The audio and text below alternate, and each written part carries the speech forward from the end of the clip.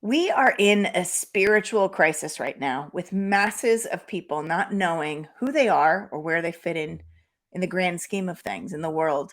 So many people have become disconnected from who they are and from what they need, what their core values are, and what our commonalities are.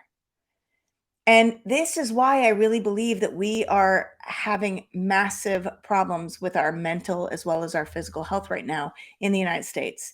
The Surgeon General, in fact, just came out saying that we are in an epidemic of loneliness. And this epidemic of loneliness is actually impacting our physical and our emotional well being. I am really excited to have a friend of mine, my dear friend, DearJames, on because we talk about this together all the time as far as the struggles that people are having with this sense of purpose, this sense of belonging. And this is actually a spiritual aspect of our health and our well being. But how do we fix this?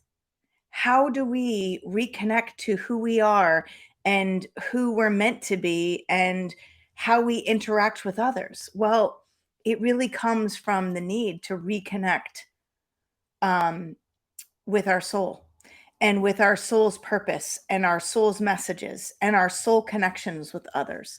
So I'm really excited to have my friend James on, who is an intuitive. You were talking about how we have to let go and we have to just trust that we are on our soul's path and we have to just keep moving forward. And that Yes. really resonated with me. But it's really hard for people right now because there's a lot of people that just feel like they're caught up in this chaos and they aren't sure what the next steps are, this uncertainty. So what does it mean to be on your soul's journey and to be on your soul's path? What does that mean? It means that you literally live your life allowing your soul to lead.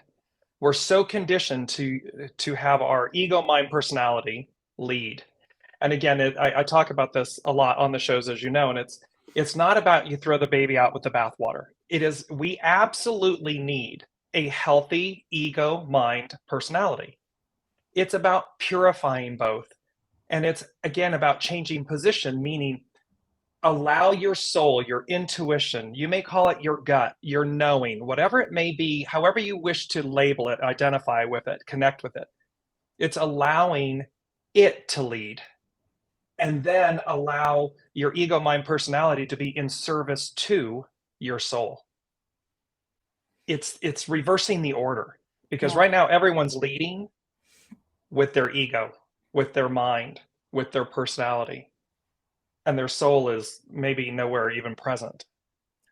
I mean, how many of us, how many listeners out there have done something because of the shoulds, because we're being told it's something we should do, or we've been conditioned to this is just the path. This is what's been laid out for me. This is what I'm supposed to do. But we're not happy. We don't feel connected to what we're doing. We don't feel like what we're doing isn't bringing us joy. Mm. To me, that's when you know you're on the wrong path. When you have a pit in your stomach showing up for work, when you are interacting with certain people and you just don't feel aligned with them, that is your soul speaking to you and saying, this is not in alignment. And it's uncomfortable. It's an uncomfortable feeling.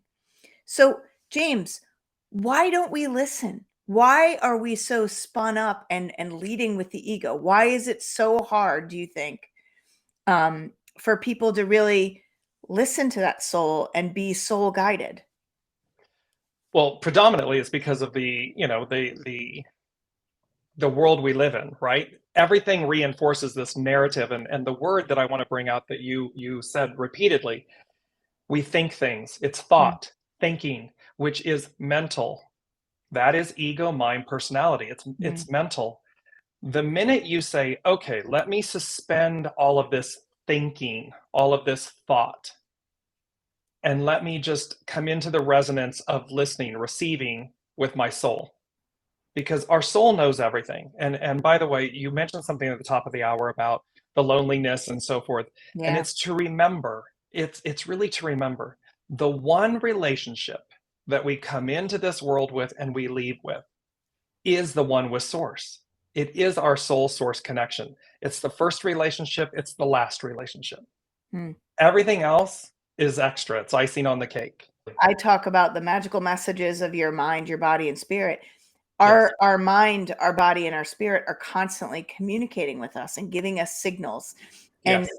I think that we get so caught up and so distracted by life and all of the doing that we forget how to just pause and listen and get still for a minute and listen. We forget how to trust that we know inside us, because of that soul source connection, we know what we need, because we came into this world, all of us come into this world with a purpose, with Yes. something that we are meant to do. It's the thought, it's fear manifesting in thought. Yes. If we want to break it down. And Yeah. so, and once you suspend that and you just say, hold on a second, hold on. Let me just put my ego, mind, personality in the sidecar. Picture, the motorcycles with the sidecar. And you just say, okay, hang on a second. We're not out to murder you. We're not going to eradicate you. We're not going to kill you. Wonderful ego, mind, personality. I just need to put you in the sidecar for a second. Okay, now, unseen, spirit, source, symphony, soul, and let it speak. And it will come to you in a word, in a knowing, in a feeling, and it's going to be softer. It's going to be more still. And it can be in a complete knowing. I mean, you can get the entire picture in an instantaneous knowing. Or it's simply this word or this image. And then you say, okay, ego, mind, personality in the sidecar, now guide me. I need you to be actionary, and and it's going to say to you, I don't know, Jen, should you do that? I don't know, right? However, the point is, once you go and face those fears and you do it, and you go, I listened, and my gut, my intuition, this knowing, this Right. word, the minute you trust it, and you go, oh, that's exercising your soul. That's interacting with your soul. Yeah. It's invoking your soul source connection. And the more you do it, like any exercise, like anything, Right. you hone it, you sharpen, it gets more and more vast. If you found yourself relating to this podcast and to what we discussed today, and you find that you'd like to have a little bit more clarity and connection in your own chaos, then I'd love to invite you to join me in my free Power Now Masterclass. I'll put the link below. Or perhaps you would like to have a conversation with me one-on-one, in which case I invite you to join me in a free discovery call where we can start to talk about where you might be in your life and where you want to go and create that roadmap together. So whatever calls to you, I really look forward to connecting with you soon. Be well, everyone.